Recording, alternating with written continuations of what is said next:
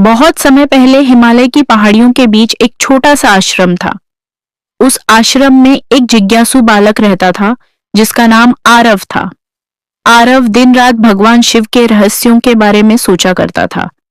एक दिन आरव ने अपने गुरु से पूछा कि लोग शिवजी की पूजा शिवलिंग के रूप में क्यों करते हैं।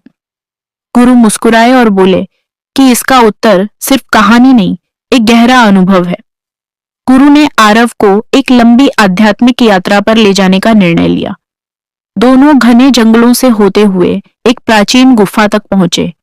गुफा के भीतर हजारों दीपक जल रहे थे जो किसी अद्भुत शक्ति का एहसास करा रहे थे।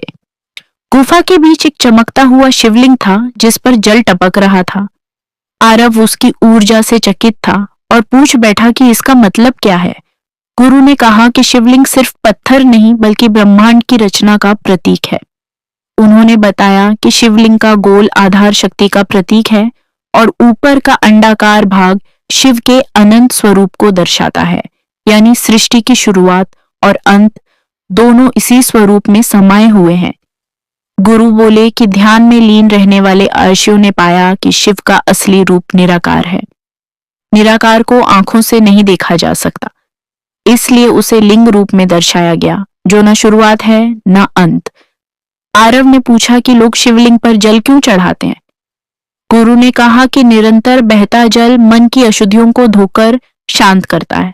जैसे जल शिवलिंग पर गिरता है वैसे ही हमारी चिंताएं और क्रोध भी पिघल जाते हैं।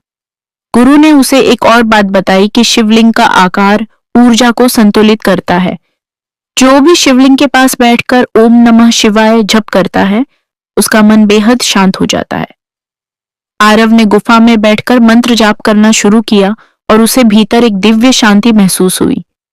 धीरे धीरे उसके सामने पूरा ब्रह्मांड घूमता हुआ प्रतीत होने लगा।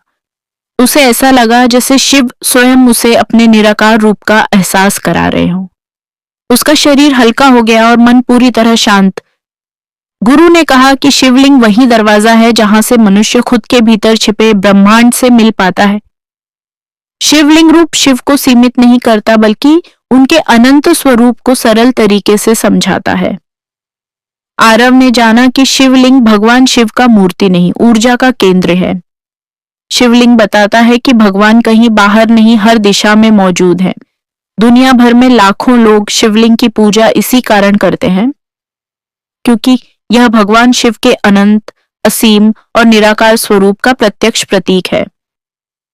आरव ने श्रद्धा से जल चढ़ाया और महसूस किया कि शिवलिंग का स्पर्श जैसे उसके भीतर नई शक्ति भर रहा हो। गुरु ने कहा कि शिवलिंग का रहस्य समझने वाला मनुष्य कभी अकेला नहीं होता क्योंकि वह जान जाता है कि शिव हर जगह है।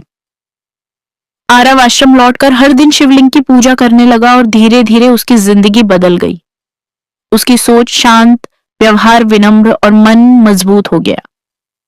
आरव ने समझ लिया कि शिवलिंग की पूजा से भगवान शिव का आशीर्वाद ही नहीं मिलता बल्कि जीवन में संतुलन और शांति भी मिलती है।